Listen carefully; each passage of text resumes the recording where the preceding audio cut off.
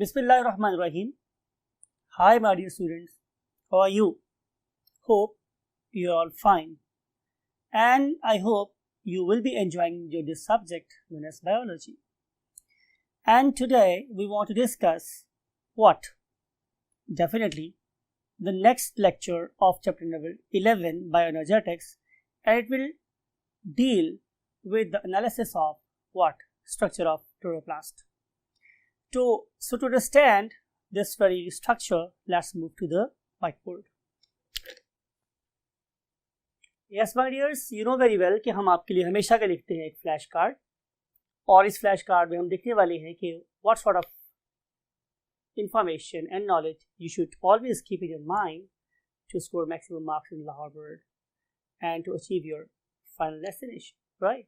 So, and then we shall understand where this particular organelle is most abundant, and then we will observe its number per unit per millimeter square, and then we will see how many chloroplasts can exist per cell, and then we will observe, understand the detailed structure of this very great organelle, that is the only organelle that is going to capture sunlight and convert solar energy into the calorie energy.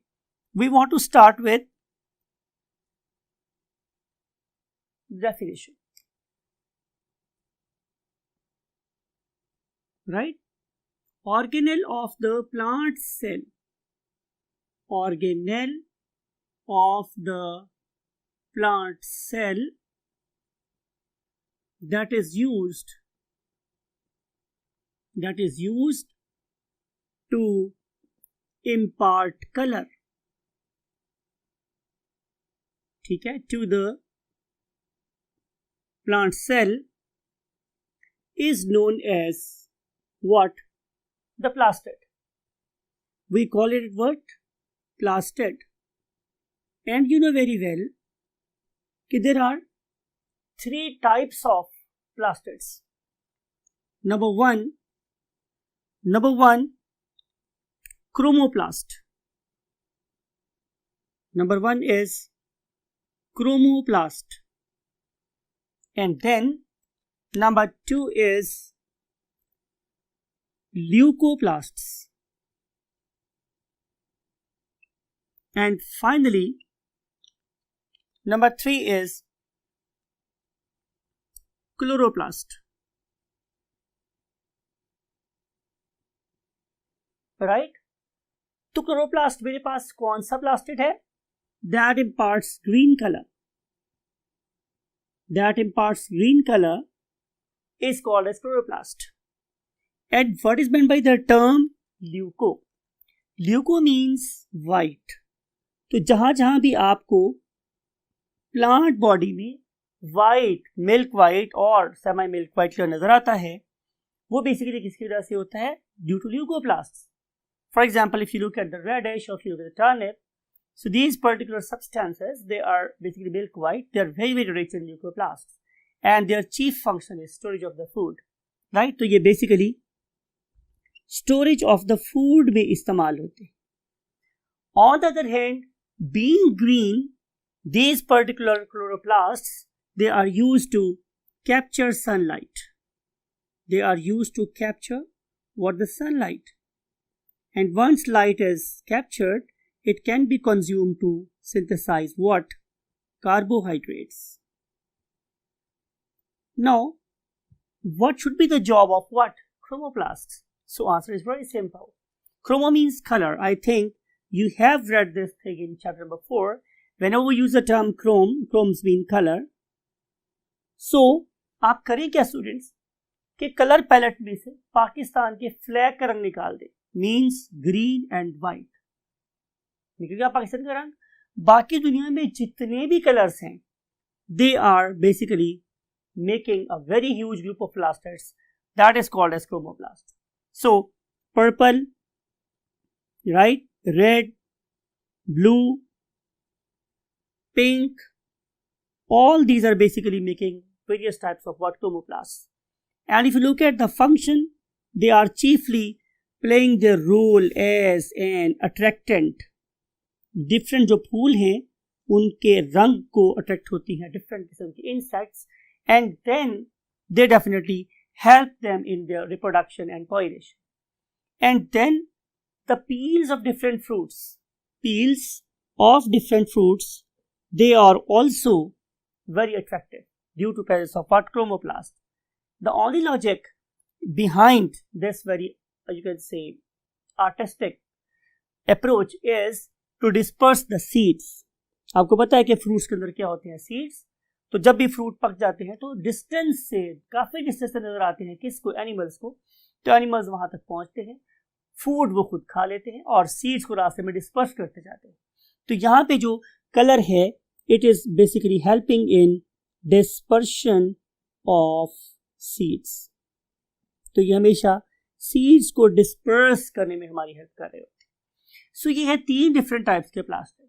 आज हम इसमें से जिस particular plastid को focus करने वाले हैं, that is chloroplast. So let's move to the next column of the board. We have discussed the definition and its various types, and now we want to study the occurrence, right? So we want to write over here what the occurrence. अगर मैं occurrence की बात करूं, my dear students, तो they are present in all parts of the plant body. ये तो हर जगह पाई जाती है. ये तो डायग्नोस्टिक फीचर है मेरे प्लांट का कि उसके पास प्लास्टिड प्रेजेंट होगा. लेकिन अगर मैं एबंडेंस की बात करूं तो जो क्लोरोप्लास्ट हैं, chloroplast, they are most abundant, सबसे ज्यादा पाए जाते हैं इन द लीव्स के अंदर, राइट? लीव्स में पाए जाते हैं. सो ये भी डिस्कस हमने कर लिया कि they are most abundant in the leaves. अब हमने करना स्टूडेंट्स क्या है कि यहाँ पे हम एक डायग्राम बनाएंगे. ये है डायग्राम ज़ाहिर सी किसी प्लांट की, right? This is a plant body and definitely we have placed it in a pot, porcelain pot, मिट्टी का बना हुआ गमला जिसे बोलते हैं, उसमें लगा दिया हम लोगों ने. And now we want to pluck a leaf from the stem and then we want to see what is basically lying inside the leaf. So look at this is a leaf, right? अब आप imagine ये करें कि ये leaf की upper surface है, right? और ये लीफ की लोअर सरफेस. बिल्कुल ऐसा ही होता है. अगर आप किसी लीफ को ऊपर से देखें तो वो डार्क कलर का होगा और किसी लीफ को नीचे से देखें तो वो लाइट कलर का होगा. But very contrasting difference between the two sides. और एक ऐसा लीफ जिसकी दोनों साइड्स में बड़ा वाज़ेह फर्क हो, उसे हम क्या नाम देते हैं? बाइफेशियल लीफ, 2 चेहरों वाला. ये डार्क चेहरे वाला साइड है और ये लाइट चेहरे वाली साइड है, बाइफेशियल, राइट? इस तरह इस पर्टिकुलर लीफ की भी क्या है? 2 साइड्स, एक ऊपर वाली और एक नीचे वाली. और ये जो मेरे पास ऊपर वाली साइड है माय डियर स्टूडेंट्स, राइट, अगर मैं इस पर्टिकुलर साइड को देखूं तो मुझे नजर आएगा कि इसके ऊपर एक बहुत ही फाइन, एक बहुत ही थिन सी लेयर है एक वाटरप्रूफ मटेरियल की, and that very waterproof material is known as cuticle. It is a waxy layer. I think कि जब हमने चैप्टर नंबर 2 को पढ़ाया था या हमने मिलकर पढ़ा था तो हमने देखा था, एक एनिमेशन भी हमने लगवाई थी आप लोगों के लिए कि जो लीफ है उसकी ऊपर वाली सरफेस बहुत ज्यादा शाइनी कैसे है. तो it is due to presence of the waxy layer that is called as cuticle. अब हम इस लीफ के अंदर मूव करना चाह रहे हैं, इनसाइड द लीफ. जब मैं उस पर मूव करूंगा तो मुझे ये पता चलेगा कि इस पर्टिकुलर लीफ के नीचे there is a layer of living cells. Look at this, ये layer of living cell. These particular cells are dumbbell shaped, दरमियान में से मोटे हैं और साइडों से पतले हैं, राइट? चलिए हम एक एनालॉजी यूज करते हैं. फॉर एग्जाम्पल, आप लोगों के पास एक बुक है, एक कार्ड या गत्ता बुक के ऊपर लगा हुआ है और दूसरा कार्ड या गत्ता बुक के नीचे लगा हुआ है. ये समझ ले मैं उसी गत्ते की बात कर रहा हूं जो ऊपर है. वो जो गत्ता बुक के ऊपर है, इसे हम नाम क्या देते हैं? इसे हम नाम देते हैं अपर एपिडर्मिस. इसे हम क्या नाम देते हैं? Upper epidermis. सिमिलरली ऐसी एक लेयर नीचे भी है, जैसे बुक के नीचे गत्ता है वैसे यहाँ पे भी एक गत्ते नामा चीज प्रेजेंट है, और उस पर्टिकुलर चीज को हम लोग नाम क्या देते हैं? Lower epidermis, something like it. This one is lower epidermis. But ये जो लोअर एपिडर्मिस है, it is definitely different from the upper epidermis, not in the terms of shape but in the terms of having some very very special kidney shaped cells. Those are called as what? Guard cells. What we call them as? Guard cells. So look at this. There is no guard cell in the upper epidermis, and there are many guard cells in the lower epidermis. Right, so these are again what? Guard cells. And these particular guard cells, they have got a hole in the center, and that very hole somewhere here, we are going to label it properly. We call it as what? Stomata. Stomata. Right? We want to continue, and we don't want to waste our time in making more number of stomata. Just we want to continue with the lower epidermis, यानी कि आपकी book का नीचे वाला गत्ता है। अब अगर मैं आप लोगों की बुक का साइड व्यू देखूं तो वो किसके एनालॉगस हो गया? इस लीफ के साइड व्यू से।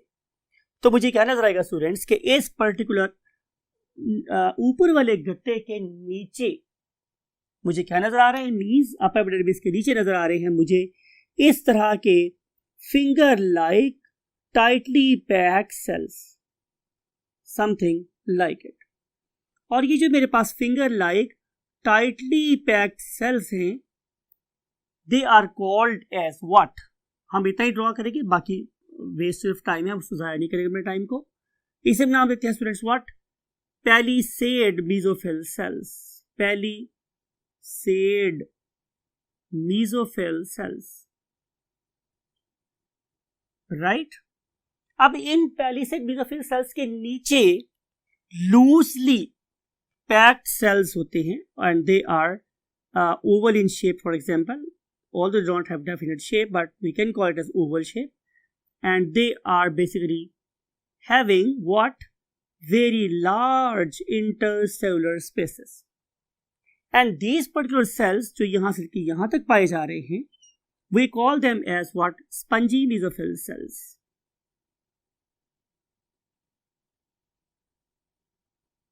Spongy mesophyll cells. Although these two cells have very distinct morphology, but still one thing is common, and that is the presence of dots. Look at these dots, right? These particular dots are representing what? Chloroplast. So, number of chloroplasts are maximum in the mesophyll cells, right? And you know very well, being the plant cell, there is a very large vacuole inside. यहाँ पे vacuole है हमारे पास बहुत बड़े बड़े centre में, because की plant cell, something like it. So this particular thing is called as vacuole, and this very structure is called as what? Chloroplast.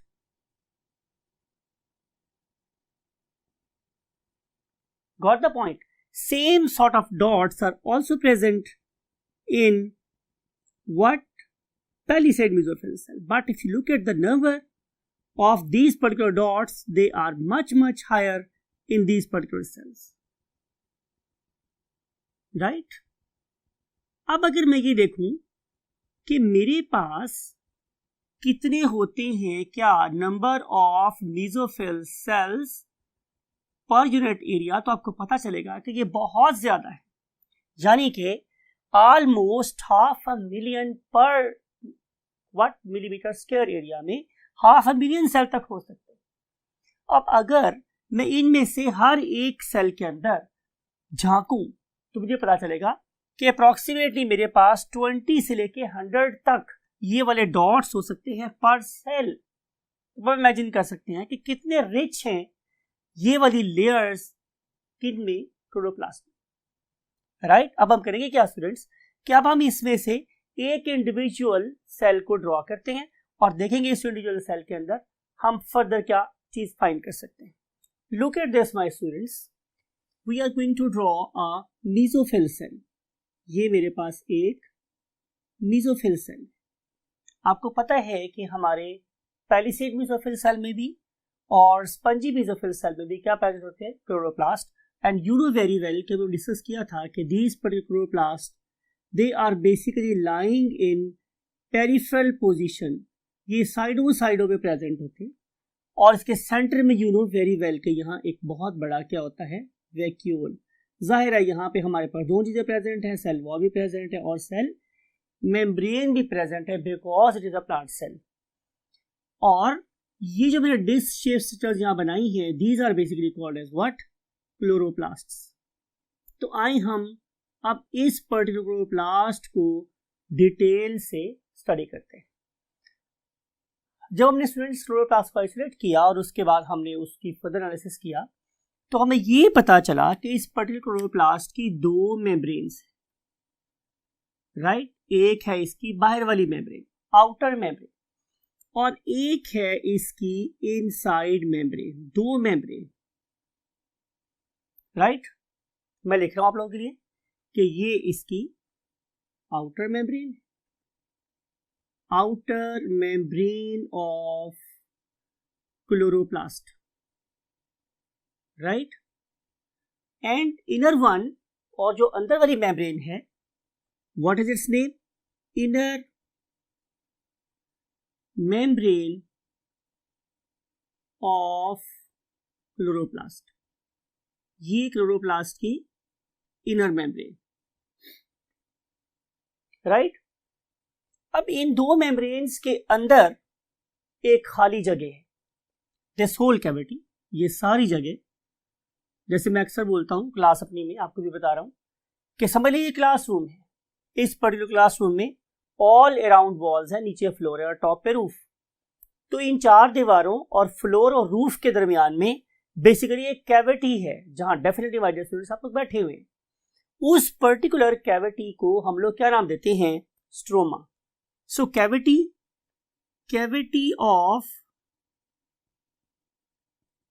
Of chloroplast is called as what, stroma. अब students क्या ये space खाली है, तो definitely answer is no. जैसे classroom में आप लोग बैठे हुए हैं, ऐसे ही इस पर्टिकुलर कैविटी के अंदर आप लोगों को मुख्तलिफ चीजें मौजूद नजर आती हैं। उनमें से एक चीज क्या है, fluid, that is basically filling this cavity and this very fluid is very much rich in proteins. It is a cavity is filled with protein rich, मैं वर्ड यूज कर रहा हूं आप लोगों के लिए, सूप, राइट। इसमें सूप प्रेजेंट। अब आप पूछ सकते हैं कि इस पर्टिकुलर सूप में इतनी ज्यादा प्रोटीन होने की क्या लॉजिक है, तो हम डिस्कस करेंगे कि बेसिकली इसी पर्टिकुलर सूप में हमारे पास चलता है डार्क रिएक्शन। तो उस पर्टिकुलर डार्क रिएक्शन की जितनी भी एंजाइम है वो इसी पर्टिकुलर सूप में डिसॉल्व्ड होते हैं, राइट। तो stroma is very very important, you can say location, because जैसे मैंने लिखा है इसको डार्क से कि इस पर्टिकुलर स्ट्रोमा में डार्क रिएक्शन होता है। अगर आप डार्क रिएक्शन को एक और नाम देना चाहे तो वो स्टूडेंट्स क्या था, लाइट इंडिपेंडेंट रिएक्शन, राइट। तो ये रिएक्शन एक साइक्लिक प्रोसेस है और हम इसे नाम देते हैं, आप पढ़ के आए लास्ट क्लासेस में, केल्विन साइकिल। तो इस पर्टिकुलर केल्विन साइकिल को ऑपरेट करने के लिए जितनी भी एंजाइम हैं, those are dissolved in stroma.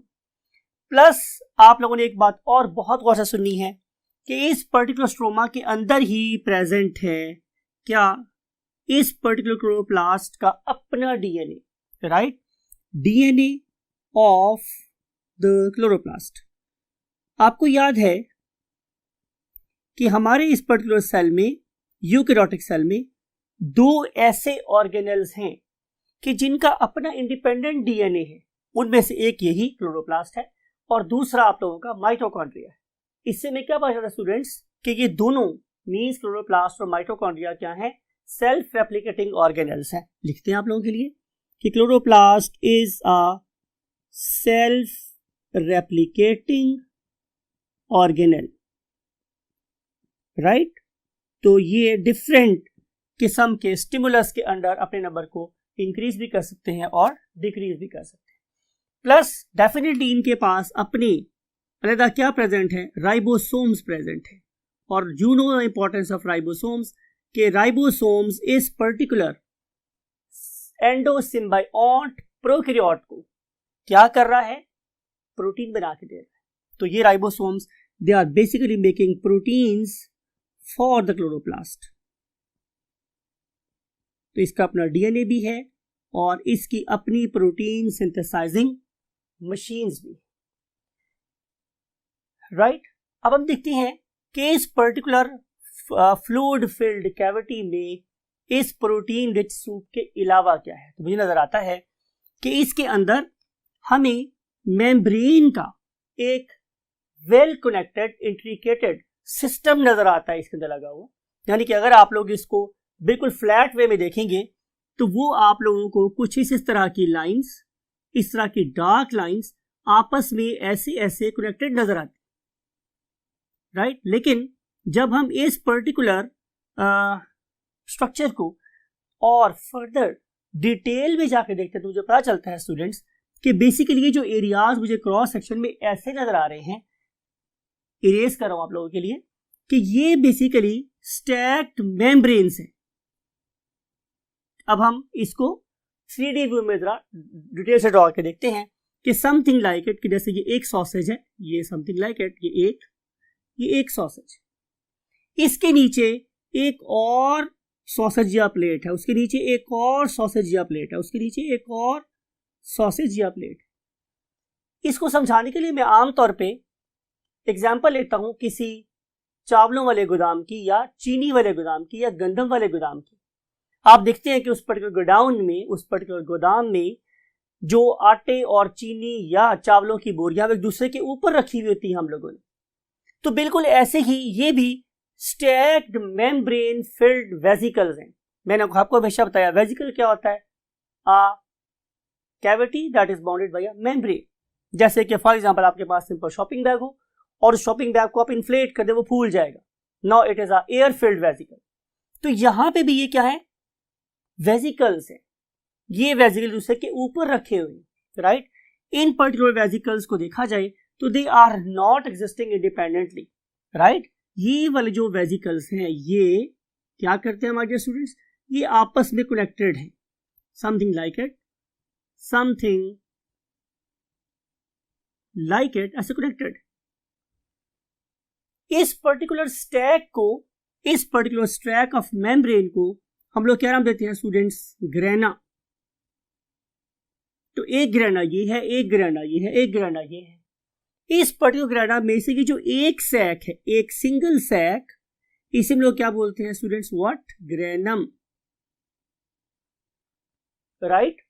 और ये जो चीजें इनको आपस में लिंक कर रही हैं, जोड़ रही हैं, इन्हें हम नाम देते हैं व्हाट, इंटरग्रेना। इंटरग्रेना कि ये दो ग्रेना को आपस में जोड़ने वाली कोई चीज है, राइट। तो इस तरह की numerous stacks they are basically occupying what the lumen of what chloroplast। एक लूमन वो है जिसमें ये पर्टिकुलर ग्रेना है। अब मैं बात कर रहा हूं एक और लूमन की जो बेसिकली इस पर्टिकुलर सैक के अंदर है। It is lying inside the sac, it is the lumen of granum. ये ग्रेनम का लूमन है। तो ये जगह क्या है, जैसे स्ट्रोमा बोलते हैं, ये basically lumen of chloroplast. So don't confuse these two cavities with one another. Chloroplast की कैविटी का नाम है लूमन ऑफ क्लोरोप्लास्ट और ग्रेनम की कैविटी का नाम है लूमन ऑफ द ग्रेनम। ये दो डिफरेंट चीज। अब इस पर्टिकुलर ग्रेनम को अगर मैं फर्दर मैग्नीफाई करके देखूं तो मुझे क्या पता चलेगा कि इस पर्टिकुलर ग्रेनम के बाहर एक very special membrane. Remember my dear students, ये वाली membrane different है और वो membrane जो basically granum को enclose कर रही है वो different membrane. How it is different? Because this particular membrane have got some special additions. वो जो special additions हैं, they are playing a very key role in the light reaction. चूंकि ये वाली additions कहाँ प्रेजेंट हैं? सिर्फ और सिर्फ थैलेकॉइड मेम्ब्रेन पे, इसलिए लाइट रिएक्शन सिर्फ और सिर्फ ग्रेनम में हो सकता है. राइट, आइए हम इस पर्टिकुलर मेम्ब्रेन का नाम लिखते हैं. Name of this very granum is called as thylakoid. बहुत से लोग इसे थैलेकॉइड भी बोलते हैं, but in fact it is thylakoid. Thylakoid membrane. Right, membrane that encloses the granum is called as thylakoid membrane, and this particular thylakoid membrane, it has got a lumen inside. इसके अंदर एक lumen है, there's something like it, and this particular lumen is filled with what? Different precursors of light and dark reactions. precursor का मतलब होता है mother molecules, वो यहाँ पे present है. और इस पर्टिकुलर मेम्ब्रेन के साथ जो चीजें अटैच हैं उसको हम क्या बोलते हैं स्टूडेंट्स? Look at this. कोई चीज यहां अटैच है, for example that spans through this membrane, इसके आर पार गुजरी हुई है, इसे नाम देते हैं फोटोसिस्टम. फिर इसके साथ मेरे पास डिफरेंट इलेक्ट्रॉन कैरियर्स अटैच हैं जो इलेक्ट्रॉन्स को इन फोटोसिस्टम से मूव करवाएंगे from one photosystem two other photosystem. Say I am going to draw another photosystem somewhere here, right? तो ये एक और photosystem. अब ये दोनों के दोनों photosystems basically इलेक्ट्रॉन को किसी चैनल में से गुजार रहे हैं और इवेंचुअली इससे क्या बना रहे हैं? दो चीजें. एक को हम नाम देते हैं what? ATP, और दूसरे को हम नाम देते हैं NADPH2.